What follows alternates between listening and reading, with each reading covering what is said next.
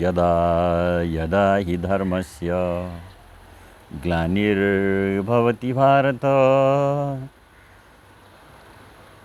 अभ्युत्थानमधर्मस्य तदात्मानं सृजाम्यहम् परित्राणाय साधूनां विनाशाय च दुष्कृतां धर्म संस्थापनार्थाय संभवामि युगे युगे धर्म संस्थापनार्थाय संभवामि युगे युगे। हरि ओम। श्री कृष्ण गोविंद हरे मुरारे हे नाथ नारायण वासुदेव अनंत वैकुंठ मुकुंद कृष्ण गोविंद दामोदर माधवेति। ओम श्री कृष्णार्पणमस्तु। र अब आज 2078 साल आषाढको 8 गते भएछ होइन त, 5, 6 आज 8 गते मङ्गलबार। र यो बिहानीमा म के गर्न गइरहेको छु भन्दाखेरि श्रीमद् भगवत गीताको पाठ गरिरहेको छु। यहाँ चाहिँ 12औं अध्यायसम्म अस्ति हामीले पढेका थियौँ र अब आज 13औं अध्यायमा के हुन्छ हामी पढ्दैछौँ। यो 13औं अध्यायको नाम चाहिँ के योग छ भन्दाखेरि क्षेत्र र क्षेत्रज्ञ विभाग योग। क्षेत्र र क्षेत्रज्ञ विभाग योग भगवान् श्री कृष्णले अर्जुनलाई सम्झाउँदै हुनुहुन्छ र त्यही कुरा चाहिँ सञ्जयले अन्धा राजा धृतराष्ट्रलाई पनि बताइरहेछन्। र अर्जुनले भन्छौँ 13 अध्यायको पहिलो श्लोकमा, हे केशव, अब म प्रकृति, पुरुष, क्षेत्र र क्षेत्रज्ञ तथा ज्ञान एवं ज्ञेयका बारेमा जान्न चाहन्छु। के हो त मलाई बताउनुहोस् भनेपछि श्री भगवान् भन्नुहुन्छ, हे अर्जुन, मनुष्य शरीरलाई क्षेत्र नामले पुकार गरिन्छ र यस क्षेत्रको बारेमा को ज्ञानलाई जसले पूर्ण रूपले जानेको हुन्छ त्यस्तोलाई क्षेत्रज्ञ भनिन्छ। क्षेत्र शरीरमा रहेर पनि यस क्षेत्रको बारेमा जुन मनुष्यले क्षेत्रको बारेको तत्त्वको बारेमा पूर्ण रूपले जानेको हुन्छ त्यस्तो जान्ने मनुष्यलाई महात्मा तथा ज्ञानीजन भनिन्छ। हे अर्जुन, तिमीले सबै क्षेत्र र क्षेत्रज्ञ अर्थात् जीवात्मा पनि मेरो नै संरचना हो भन्ने जान र क्षेत्र र क्षेत्रज्ञको अर्थात् विकार सहित रहेको प्रकृतिलाई र विकार रहित रहेको परमपुरुषलाई जसले तत्त्वज्ञानद्वारा जानेको हुन्छ त्यही तत्त्वज्ञानद्वारा अनुभूति गरेको हुन्छ, त्यही अनुभूति नै सत्य ज्ञान हो, यो मेरो ज्ञान हो भनेर सम्झाउनुहुन्छ। फेरि भन्नुहुन्छ, प्रकृतिको अधीनमा रहेको क्षेत्र जो र जस्तो अवस्थामा विद्यमान रहेको छ तथा जुन जुन विकारले सम्पन्न रहेको छ र जुन कारणले क्षेत्र यस्तो विकार सम्पन्न भएको छ तथा क्षेत्रज्ञले पनि जो र जुन प्रकारको कार्य गर्ने गर्छ र क्षेत्रज्ञले कुन कुन कार्य सम्पन्न गर्छ तथा क्षेत्रज्ञद्वारा क्षेत्रमाथि कुन कुन कुराको प्रभाव परेको हुन्छ, क्षेत्रज्ञ र क्षेत्रमा कुन कुन गुण सम्पन्न रहेको हुन्छ त्यसबारेमा म तिमीलाई विस्तारपूर्वक बताउँछु, सुन भनेर कृष्ण भगवान्ले अर्जुनलाई भन्नुहुन्छ। फेरि भन्नुहुन्छ, यो क्षेत्र र क्षेत्रज्ञको तत्त्वको बारेमा ऋषिद्वारा विभिन्न अनुभवको आधार विभिन्न विधि अपनाएर गरिएको अभ्यासद्वारा प्राप्त ज्ञानको आधारमा धेरै तरिकाले धेरै प्रकारले वर्णन गरिएको छ र अनेक वेद मन्त्रहरूमा पनि यस क्षेत्र र क्षेत्रज्ञको बारेमा विस्तार तथा विभागपूर्वक निर्देशन गर्दै बताइएको छ। साथसाथ विभिन्न सूत्रद्वारा निश्चय गरेर त्यस सूत्रलाई पनि युक्त गरेर ब्रह्म सूत्रको पदद्वारा पनि क्षेत्र र क्षेत्रज्ञको बारेमा ज्ञान प्रदान गरिएको छ।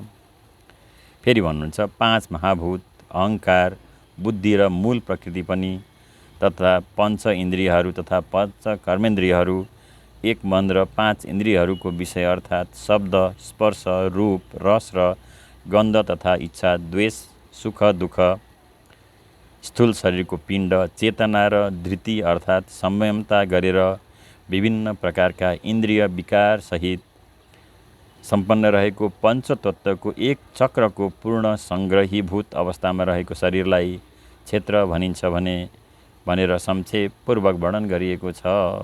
फेरि भन्नुहुन्छ, यदि मनुष्यले आफ्नो इन्द्रियलाई निग्रह गर्ने हो भने इन्द्रियद्वारा उत्पन्न हुने सबै प्रकारका विकारलाई आफूले नियन्त्रण गर्न सकिन्छ र जसले इन्द्रियको विकारलाई नियन्त्रण गरेको हुन्छ त्यस मनुष्यमा समभाव उत्पन्न बन्छ र जुन मनुष्यमा समभाव उत्पन्न हुन्छ तब मनुष्य निरासक्त हुन्छ। तब उसलाई सबै वस्तुलाई हेर्ने दृष्टिकोण समान बनेको हुन्छ। त्यही दृष्टिकोण अनुसार मनुष्य ज्ञानी बनेको हुन्छ। तब अज्ञानद्वारा प्राप्त हुने विधान अनुसार म नै हुँ भन्ने अहम पतन हुन्छ र सबै विधानमा निरासक्त बन्छ। अर्थात्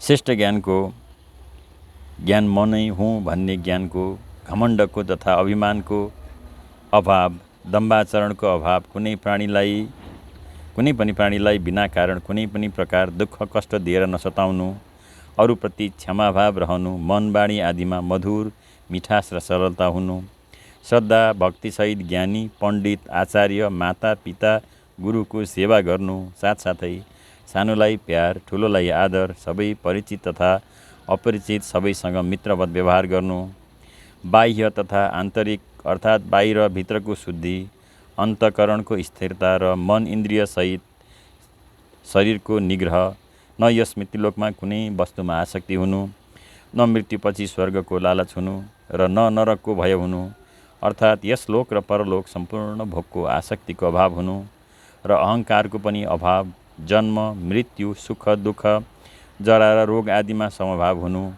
दुःख र दोषलाई पनि समभाव राख्ने, पुत्र स्त्री घर र धन आदिमा आसक्तिको अभाव, न कसैप्रति ममता, न कसैप्रति द्वेष भावना तथा न कुनै प्रिय र कोही अप्रियको, न प्रिय प्राप्तिमा खुसी न अप्रिय प्राप्तिमा दुखी, सधैँ एक चित्त तथा समभाव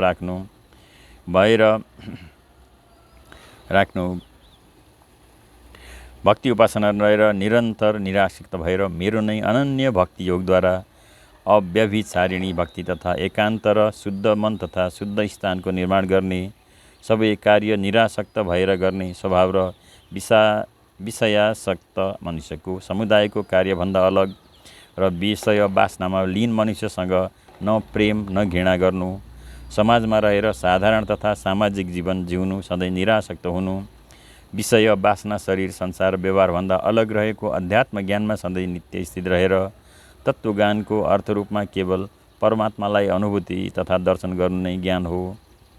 माथि भनिएको जो विषयमा भनिएको छ ती विषयमा सधैँ लीन हुनु तथा शरीर तथा इन्द्रिय निग्रह नहुनेले शरीर र सोचमा विकार उत्पन्न हुन्छ, त्यो विकार नै अज्ञान हो। त्यही अज्ञानको कारणले इन्द्रियद्वारा मनमा विभिन्न प्रकारका विकार उत्पन्न हुने गर्छन्। ती विकारको नियन्त्रण तथा सफाई साथसाथ इन्द्रिय निग्रह नहुनेले पनि अन्तःकरणमा विभिन्न विकार उत्पन्न हुने गर्छ। त्यही अन्तःकरणको विकारको कारणले विभिन्न प्रकारको समस्या उत्पन्न भएको हुन्छ। त्यस विषयभन्दा अलग तथा ती विषयमा सधैँ आसक्त भएर माथिको नियम विपरीत कार्य गर्ने तथा हुने गर्छ। त्यस्तो प्रकारको कार्यलाई अज्ञान भनिन्छ भनेर शास्त्रमा भनेको छ भनेर श्रीकृष्णले अर्जुनलाई सम्झाउनुहुन्छ। फेरि भन्नुहुन्छ, जो विषय जान्ने योग्य छ तथा जुन ज्ञानलाई जानेर मनुष्यले परम आनन्दलाई प्राप्त गरेको हुन्छ त्यसबारेमा पनि विस्तृत रूपले भन्छु र अनादि शाश्वत परब्रह्मलाई नै सत नै भन्न मिल्छ र न असत भन्न मिल्छ भन्दै यसरी भन्नुहुन्छ। परब्रह्मद्वारा नै यस सृष्टिलाई आफ्नो चेतना शक्तिद्वारा नै सृष्टिलाई निश्चित केन्द्रलाई मध्यबिन्दु निर्माण गरी यस सृष्टिलाई धुरीमा विद्यमान रहने गरी प्रदान गरेर चक्रको विधान अनुसार सञ्चालन गर्नुभएको छ।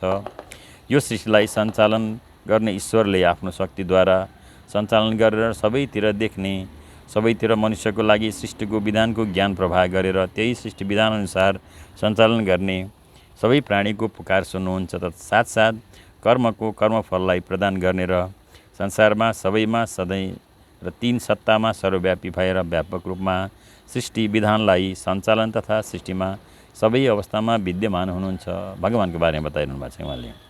फेरि भन्नुहुन्छ, शरीरातीत परब्रह्म परमात्माले सम्पूर्ण इन्द्रियको विषयको बारेमा जान्ने पूर्ण ज्ञाता हुनुहुन्छ, परन्तु वास्तवमा परब्रह्म सबै इन्द्रिय रहित हुनुहुन्छ तथा उहाँ सधैँ निरासक्त तथा आसक्ति रहित भएर पनि सबै यौनी प्राप्त जीवनको धारण भरण पोषण गर्नुहुन्छ र निर्गुण भएर पनि आफूमा आफ्नो गुणलाई धारण गर्नुहुन्छ।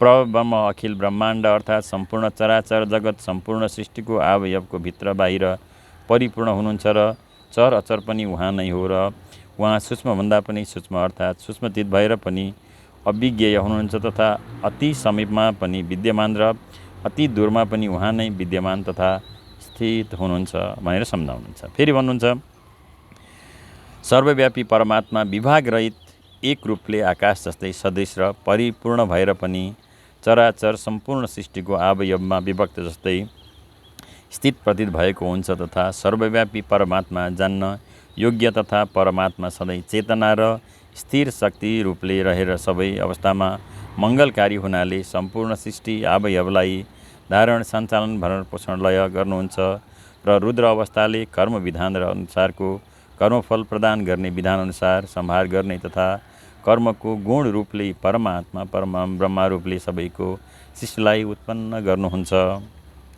फेरि भन्नुहुन्छ उहाँले परब्रह्म सम्पूर्ण सृष्टिको विधाता तथा सृष्टिको प्रकाशको मुख्य स्रोत सम्पूर्ण ज्ञानको ज्योति यको पनि ज्योति र प्रकृति तथा मायाभन्दा अत्यन्त पर मायाको कुनै प्रभाव पर्दैन अर्थात् मायातीत हुनुहुन्छ।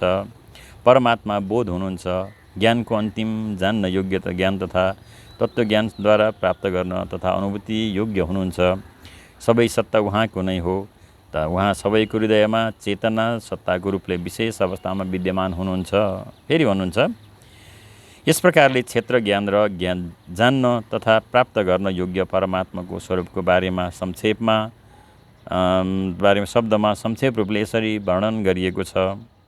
यदि मेरा भक्तले यस ज्ञानलाई तत्त्वद्वारा जानेर ग्रहण गर्छ र मैले निर्देशित गरेको निर्देशन अनुसार कार्य गरेमा कर्मको कर्मफल मलाई नै प्राप्त गरेको हुन्छ, यही नै मोक्ष हो भनेर सम्झाउनुहुन्छ। फेरि भन्नुहुन्छ प्रकृति र पुरुष यी दुवैलाई तिमीले अनादि सत्ता हो भन्ने जान र क्षेत्रमा उत्पन्न हुने इन्द्रिय विकार राग द्वेष आदि तथा मनमा उत्पन्न हुने अन्य विकारको साथसाथ प्रकृतिमा विद्यमान देख्ने तथा व्यवहारमा लागू गर्ने सम्पूर्ण गुण तथा त्रिगुणात्मक रूपमा उत्पन्न हुने सम्पूर्ण पदार्थलाई पनि प्रकृतिद्वारा नै उत्पन्न हुन्छ भन्ने जान।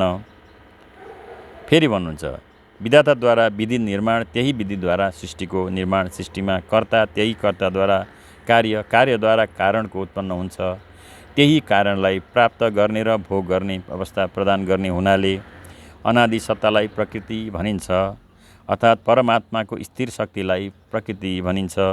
प्रकृति हेतु प्रत्यय हो। कर्म विधानअनुसार कर्मको कर्मफल प्राप्त गर्ने माध्यम प्रकृति भएको हुनाले प्रकृतिलाई स्थिर शक्ति भनिन्छ।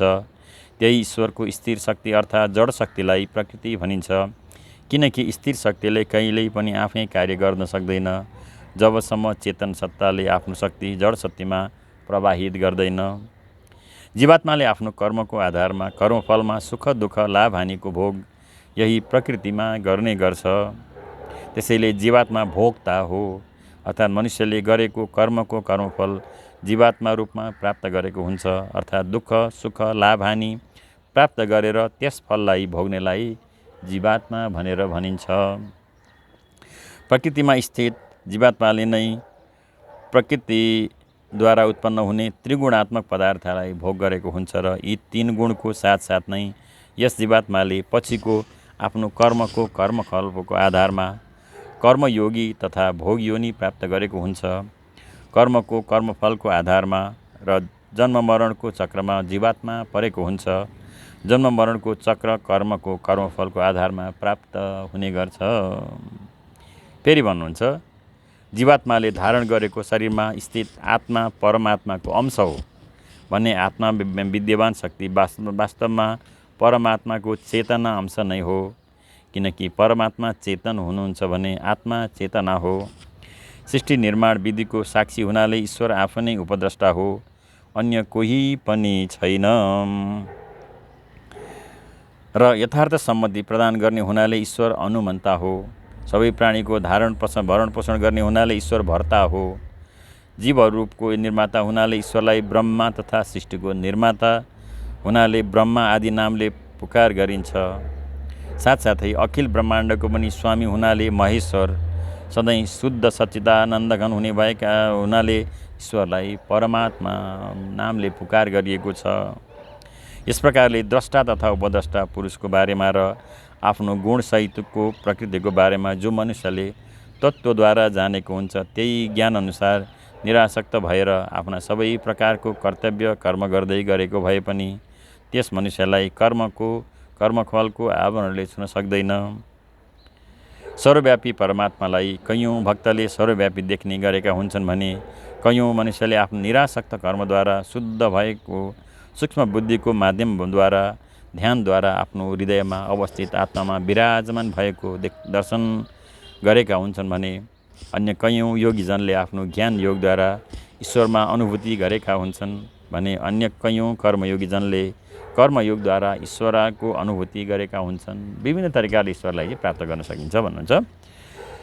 त फेरि भन्नुहुन्छ तर यी योगीभन्दा अलग अर्थात् जो मन्द बुद्धि भएको मनुष्य हुन्छ ती मनुष्यले परमात्मालाई सर्वव्यापी भएको तत्त्वज्ञान नजानेर अन्य तरिकाले भक्ति उपासना गरेर परमात्मालाई मानेका भए पनि आजदेखि परमात्मालाई तत्त्वज्ञानद्वारा जान्ने मनुष्यको कुरा सुनेर मात्र त्यही अनुसार आचरण भक्ति र उपासना गर्दछन् भने पनि त्यस्तो श्रवणपरायण तथा कर्तव्यनिष्ठ मनुष्य पनि जन्म मृत्युरूपी संसार सागरलाई निसन्देह रूपले पार गर्छ। ओम परमात्माय नमो नमः।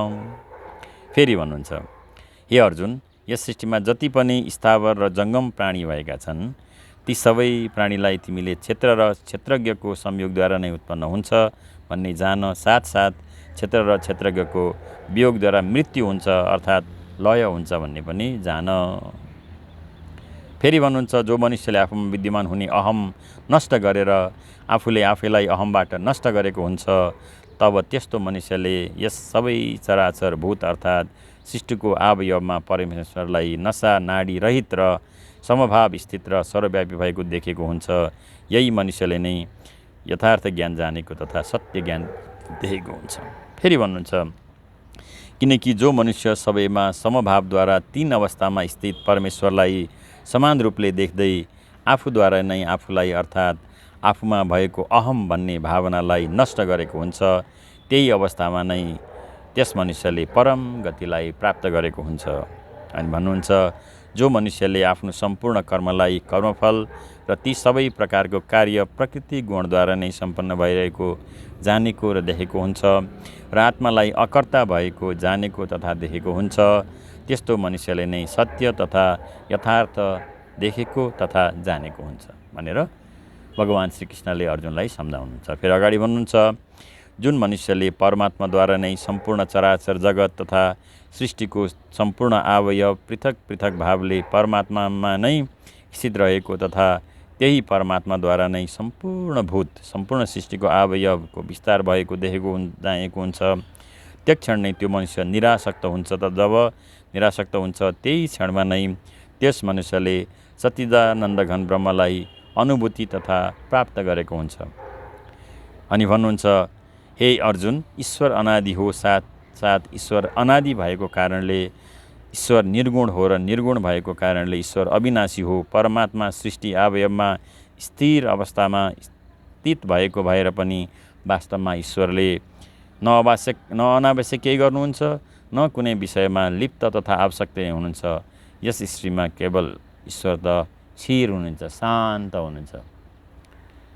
जसरी सर्वव्यापी तथा सर्वत्र सबै अवयवमा व्याप्त आकाश सूक्ष्म भएको कारणले कहीँ र कसैमा लिप्त हुँदैन ठिक त्यस्तै मनुष्य शरीरको अवयवमा चेतना अवस्थामा रहेर सर्वत्र स्थित भएको आत्मा निर्गुण भएको कारणले शरीरको कुनै पनि गुणमा आत्मा लिप्त हुँदैन।